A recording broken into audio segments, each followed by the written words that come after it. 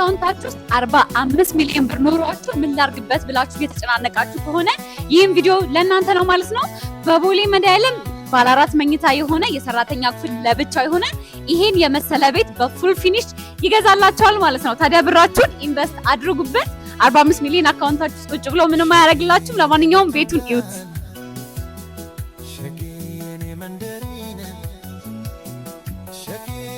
እንደነገርኳችሁ ነው። ታዲያ የሰራተኛ ክፍል በውጭ እስከ መታጠቢያ ይኖራታል ከክፍሎቹ በተጨማሪ ማለት ነው። ቤቱን ተጋበዙ።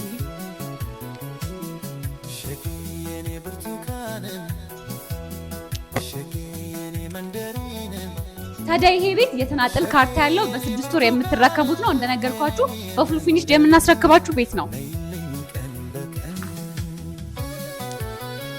እታች በማስቀምጥላችሁ ስልክ መደወል እንዳይረሳ። እኔ ስሜሌ ነኝ ከዴሞ ሪል ስቴት።